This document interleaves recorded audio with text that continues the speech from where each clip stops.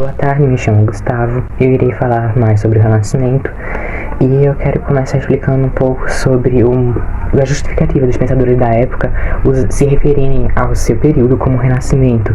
Eles se referem a isso como o retorno dos valores, costumes e formas artísticas greco-romanas, tendo o seu período como um afastamento do que era feito na Idade Média. Além de ser considerado essa época um marco inicial da Idade Moderna, o Renascimento foi um movimento científico, artístico e cultural que surgiu na Itália, onde se encontrava um grande crescimento populacional, econômico e o aumento da interação com vários povos, e com o crescimento da burguesia, tais movimentos se ampliaram com o êxodo rural e a parte do pensamento humano com o individualismo, de pensar mais em si mesmo.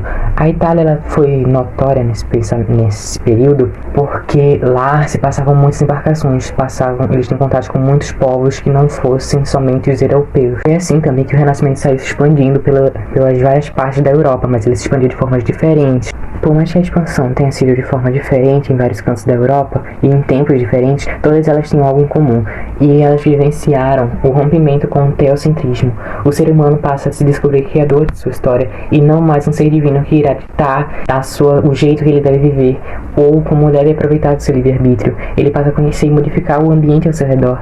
E ao invés de pensar no mundo como uma dualidade medieval, o ser humano se enxerga capaz de modificar a sua vida, tendo a si mesmo como posição de destaque, dando vez ao antropocentrismo. Mas não devemos esquecer que naquela época eles ainda davam muito valor aos princípios, aos dogmas religiosos, principalmente aos dogmas católicos, mesmo sendo período de reforma e contra-reforma. Deus ainda continuava no pensamento humano. Durante esse período vemos um grande boom no crescimento do pensamento racional. O ser humano depois disso também passa a questionar os próprios dogmas da igreja, como falei anteriormente, com a reforma protestante e a contra-reforma católica. E Lutero, com a criação da prensa, ele começa a traduzir, em vez de deixar a Bíblia no latim, ele começa a traduzir para outros idiomas, o seu próprio, que era o alemão. Em outros lugares, como a França, era traduzida para o francês, claro. E isso também é um marco da transição da Idade Média para a Idade Moderna, além de que temos a ruptura do feudalismo para o mercantilismo, que posteriormente irá se tornar o capitalismo. Algumas características do Renascimento são o humanismo, que é uma corrente intelectual que valoriza o ser humano no centro do pensamento, tem como princípio a exaltação do espírito crítico e do individualismo, ampliando a visão teocêntrica. O racionalismo, que é o uso da razão e das experiências empíricas para que torne notório os métodos científicos de observações como feitos por Copérnico e a criação do método científico feito por René Descartes. A razão para de ser subordinada à fé. Além disso, temos a extrema valorização da antiguidade clássica greco-romana, e algo que eu achei interessante que foi o universalismo, que os pensadores daquela época, como Leonardo da Vinci, Galileu Galilei, eles eram formados e estudavam várias áreas de conhecimento. Leonardo da Vinci mesmo, ele era filósofo, arquiteto, astrônomo, matemático, e Galileu Galilei, ele era físico, filósofo, astrônomo, entre outras personalidades notórias dessa época. Quero fazer uma comparação entre a Idade Média e o Renascimento. Durante a Idade Média, a arte não poderia ser sobre o ser humano, ou sobre a sua família, ou qualquer coisa que não fosse litúrgica. Eles poderiam ver isso como uma heresia ou algo egocêntrico. A arte deveria ser somente litúrgica, seguindo os padrões ditados pela igreja, que não eram mostrar as divindades ou os santos como algo tão humano, tão próximo do mundo. Além de que a arquitetura ela deveria ser gótica, seguindo seus padrões para exaltar a Deus e mostrar a nós como éramos pequenos, como somos pequenos. As construções eram voltadas para templos, igrejas, castelos e mosteiros. Já no Renascimento, os artistas não se veem obrigatórios a fazer somente o que for litúrgico, assim, referindo algumas características desse período, até mesmo como os personagens bíblicos ou greco-romanos. Eles começam a ser humanizados, e também podemos encontrar o homem virtuviano, de Leonardo da Vinci, que é a representação do ciclo de beleza, equilíbrio e de proporções perfeitas, matematicamente perfeitas. O conceito de perspectiva é usado para dar mais expressão e profundidade às obras, principalmente na parte dos olhos, em outras obras.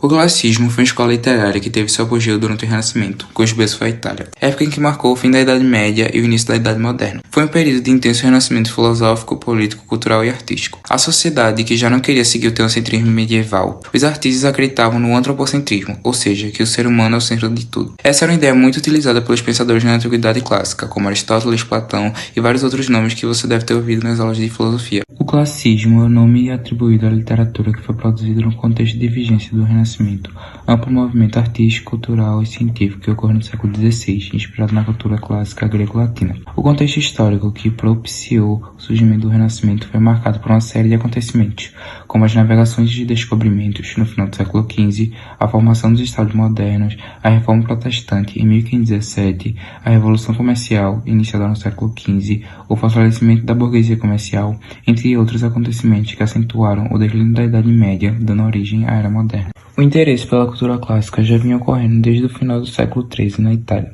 onde escritores e intelectuais como Dante Alighieri, Petrarca e Boccaccio, chamados humanistas, liam e traduziam autores latinos e gregos. Dante Alighieri, autor da Divina Comédia, criou a medida nova, modo de se fazer poemas a partir de versos decassílabos, deixando para trás as redondilhas medievais, que passaram a ser categorizadas como medida velha. Ainda nesse contexto de surgimento de ideias humanistas na literatura, teve o papel de destaque o poeta italiano Petrarca, que se tornou referência na composição de sonetos ao publicar 350 poemas, a maior parte de sonetos em seu Cancioneiro. O soneto italiano difundido por Petrarca é uma forma fixa que consiste de 4 estrofes, dispostas da seguinte forma.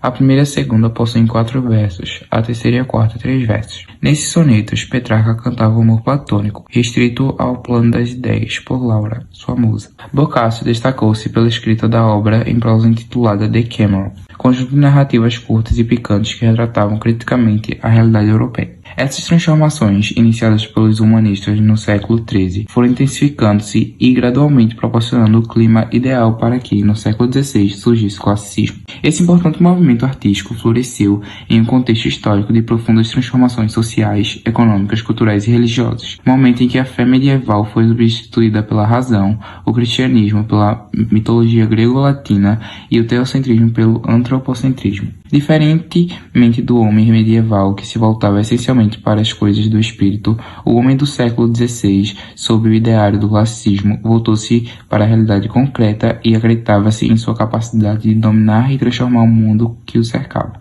O classicismo em Portugal compreende o período literário do século XVI, entre os anos de 1527 e 1580. Em 1527, Sá de Miranda, um poeta português, passou um período na Itália e lá teve acesso à literatura renascentista. O marco inicial do movimento foi a chegada de Sá de Miranda a Portugal, trazendo consigo uma série de revoluções literárias vistas durante sua viagem à Itália.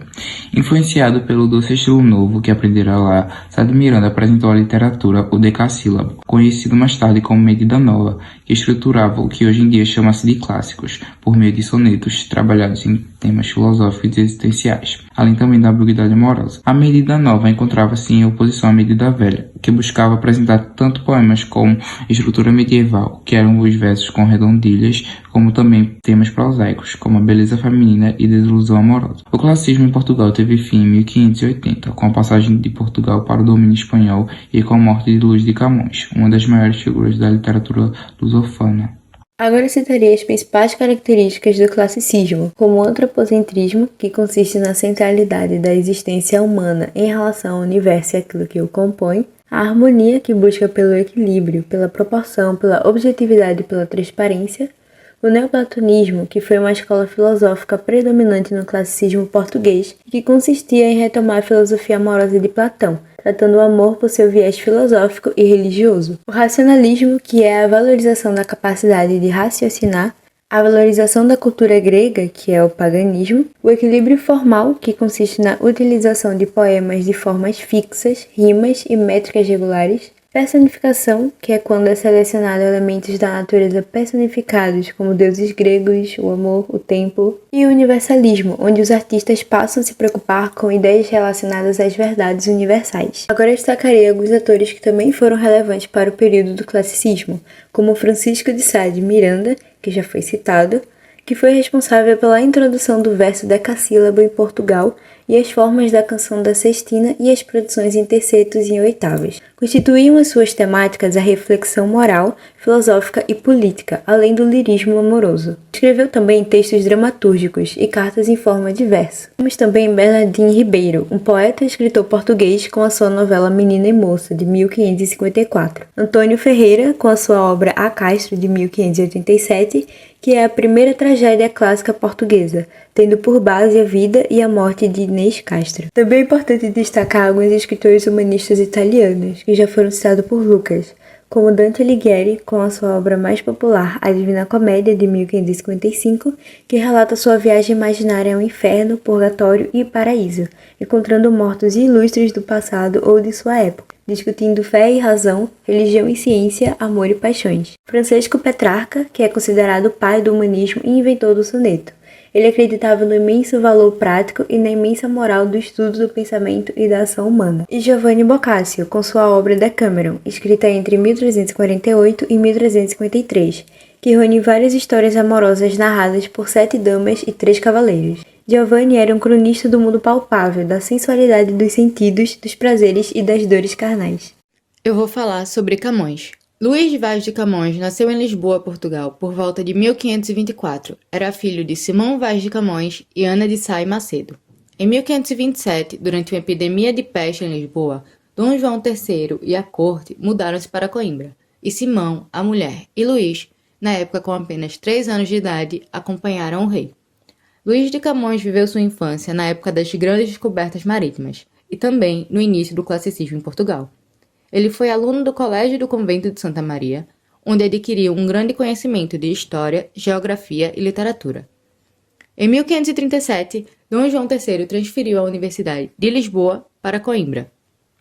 Camões, então, começou a cursar teologia, mas como levava uma vida boêmica e desordeira, mostrava pouca vocação para a igreja. Em 1544, com 20 anos de idade, deixou as aulas de teologia e ingressou no curso de filosofia. Nessa época, Luís já era conhecido como poeta e também compôs uma elegia à Paixão de Cristo.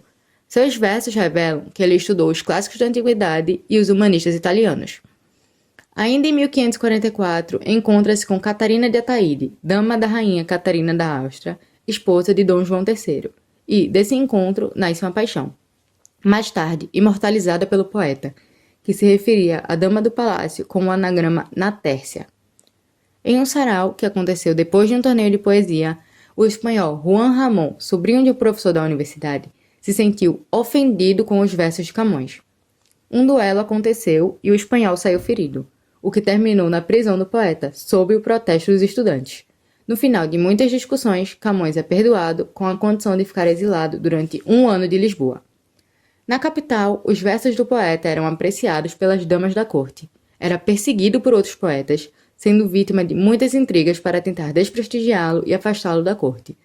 Para fugir dessas perseguições, em 1547, Camões resolve embarcar para a África como um soldado.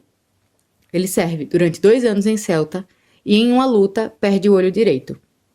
Em 1549, Luís de Camões retorna para Lisboa e entrega-se a uma vida desregrada. Em 1553, se envolve em um novo incidente, ferindo um empregado do palácio. Ele é preso e permanece 1 ano encarcerado. Nessa época, inspirado nas conquistas ultramarinas, nas viagens por mares desconhecidos, na descoberta de novas terras e no encontro com costumes diferentes, escreve o primeiro canto de sua imortal poesia épica, Os Lusíadas. Posto em liberdade em 1554, Camões embarca para as Índias. Ele esteve em Goa e toma parte de várias outras expedições militares. Ele é nomeado provedor em Macau, na China, e durante a sua estadia, escreve mais 6 contos de seu poema épico. Em 1556, parte novamente para Goa, mas sua embarcação naufraga na foz do rio Mekong. Camões consegue se salvar nadando, levando consigo os originais dos Lusíadas. Chegando a Goa, é preso novamente em consequência de novas intrigas. Lá, ele recebe a notícia da morte prematura de sua amante, Catarina de Ataíde. Em 1569, Camões resolve voltar para Portugal e embarca no navio Santa Fé, levando consigo um escravo que lhe acompanhou até seus últimos dias. Ele chega a Cascais em 7 de abril de 1570. Depois de 16 anos longe, ele tinha retornado à sua pátria. Em 1572, publica seu poema Os Lusíadas, que celebra os feitos marítimos e guerreiros de Portugal. Camões foi um poeta sofisticado e popular, o poeta erudito do Renascimento, mas às vezes se inspirava em canções ou trovas populares, e escreveu poesias que lembram as velhas cantigas medievais. Além de Os Lusíadas, Camões escreveu poemas líricos, versos bucólicos, as comédias É o Rei Seleuco, Filodemo e Anfitriões, e uma coleção de sonetos de amor. Entre eles, o mais famoso, O Amor é Fogo, que arde sem se ver. Luís de Camões morreu em Lisboa, Portugal, no dia 10 de junho de 1580, em absoluta pobreza. Segundo alguns biógrafos, Camões não tinha sequer um lençol para lhe servir de mortalha. Teria sido enterrado em uma cova rasa, e mais tarde, em 1594, Dom Gonçalo Coutinho mandou esculpir uma lápide com os dizeres, abre aspas, aqui jaz Luís de Camões, príncipe dos poetas de seu tempo, viveu pobre e assim morreu, fecha aspas. Os Lusíadas foi um grande poema épico de Luís de Camões. Foi publicado em 1572 durante o Renascimento em Portugal. Contos como Odisseia e Enéas foram grandes inspirações para o Luís. Essas obras eram de Homero. E, bom, os Lusíadas tratava das viagens de portugueses por mares que nunca foram dantes navegados. E uma das características da época é a narração de episódios históricos ou lendários de heróis que possuem qualidade superior. Sobre a forma, é constituído por 1.102 estrofes de 8 versos cada uma, e isso vai resultar em um total de 8.816 versos, e Camões utilizou em sua obra somente versos decassílabos, ou seja, de 10 sílabas métricas. Esse tipo de verso era conhecido como medida nova, e foi levado da Itália para Portugal por Sá de Miranda em 1527, fato esse que vai marcar o início do classicismo português. E sobre as rimas aparece da seguinte forma: o primeiro verso rima com o terceiro e o quinto, o segundo vai rimar com o quarto e com o sexto, e o sétimo e o oitavo vão rimar entre si, que vão ser chamadas de oitava rima. Sobre a estrutura, é composto de 5 partes: a proposição, invocação, dedicatória, narração e epílogo. Na proposição que aparece no canto 1 da primeira, terceira estrofe, o autor nos apresenta o tema do seu poema, que foi a viagem de Vasco da Gama às Índias e as glórias do novo português, do povo português, comandado por 6 reis que vão espalhar a fé cristã pelo mundo. A segunda parte vai estar também no canto 1, na quarta e quinta estrofe, e vai consistir na inovação das musas do rio Tejó, as Tágides. E no epílogo, que vai ser o canto 10, das estrofes 145 a 156, consiste no lamento do poeta, que ao deparar com a dura realidade do reino português, já não vê muitas glórias no futuro do seu povo. O ecletismo religioso. Aqui vai ter uma mesclação, uma mistura entre a mitologia greco-romana a um catolicismo fervoroso. Vão ser protegidos pelos deuses. Os portugueses procuram impor aos infiéis mouros sua fé cristã. Então, o português é visto por Camões como representante de toda a cultura ocidental e vai bater contra o inimigo oriental, o árabe não cristão. Todo esse fervor religioso não impede a utilização pelo poeta do erotismo de cunho pagão, como no episódio da Ilha dos Amores, e seus defensores lusitanos são protegidos ao longo de todo o poema por uma deusa pagã, que vai ser conhecida como Vênus. Se formos escolher uma palavra que defina bem o classicismo, ela provavelmente será a perfeição. A perfeição, o equilíbrio, o rigor estético, pureza das formas e beleza.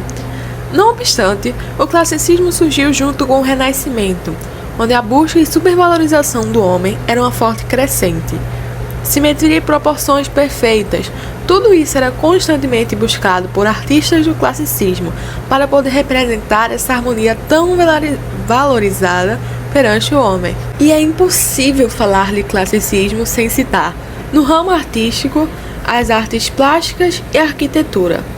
Analisando cada uma delas, vamos encontrar diversos traços que nos remetem e ajudam a entender o que era buscado e apreciado por essa escola literária. David, de Michelangelo, e o Homem Vitruviano, de Leonardo da Vinci, são bons exemplos nas artes visuais. Já na arquitetura, Le Corbusier e Ludwig Mies van der Rohe.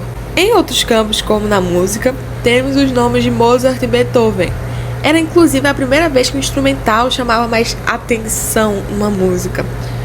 O interesse por essa música, agora denominada clássica, levou à padronização e aprimoramento de orquestras sinfônicas, por exemplo. Mas a literatura dispensa apresentações. Principalmente representada por Camões, a literatura classicista é tal como um tesouro em nossas mãos. Conforme pedido, vou trazer uma conexão entre um poema de Camões e outro texto de diferente época que apresentam intertextualidade. Trouxe, então, um soneto de Camões e outro soneto de Vinícius de Moraes. O gênero que eu escolhi, o soneto, é um tipo de poema com uma estrutura fixa, tendo essa 4 estrofes, sendo 2 quartetos e 2 tercetos, e todos os versos têm 10 sílabas poéticas, como poderemos ver nos sonetos que eu trarei agora. O soneto de Camões que eu escolhi foi o 11º soneto, um dos mais famosos, como citou a aluna Maria Júlia. Para a interpretação desse soneto, eu trouxe uma cena do filme Camões, de 1946. Amor é fogo que arde sem se ver, é ferida que dói e não se sente, é um contentamento descontente, é dor que desatina sem doer. É um não querer mais que bem querer, é solitário andar por entre a gente. É um não contentar-se de contente, é cuidar que se ganha em se perder. É um sentir-se preso por vontade, é servir a quem vence o vencedor, é ter com quem nos mata a lealdade. Mas como causar pode o seu favor nos mortais corações conformidade, sendo assim tão contrário o mesmo amor? O soneto de Vinícius de Moraes que eu selecionei é o soneto do Amor Maior, e para a citação desse, aqui está a atriz e cantora Odete Lara. Maior amor, nem mais estranho existe que o meu, que não sossega a coisa amada, e quando a sente alegre, fica triste, e se a vê descontente, dá risada. E que só fique em paz se lhe resiste um amado coração, e que se agrada mais da eterna aventura em que persiste que de uma vida mal aventurada. Louco amor meu, que quando toca, fere, e quando fere, vibra, mas prefere ferir a fenecer, e vive a esmo fiel à sua lei de cada instante, desassombrado, doido, delirante, uma paixão de tudo e de si mesmo. Tendo escutado ambos os sonetos, podemos ver uma conexão. Mesmo que em épocas diferentes, ambos tentam explicar a complexidade do sentimento em questão, o amor. Interpretando cada soneto, podemos ver que se trata de um amor que é um tanto duvidoso, tendo em questão um sentimento que para o eu lírico causa uma dúvida em si mesmo, que é muito bem introduzida pelos dois autores. Abrindo então questões sobre o quão saudável o relacionamento em destaque é, pois vemos pensamentos da parte do eu lírico que são hoje considerados como negativos, como vemos nos trechos "e quando a sente alegre, fica triste", "e quando a sente descontente, dá risada", "e quando a fere, vibra", do soneto de Vinícius, e também nos trechos de Camões, "é ter com quem nos mata, lealdade".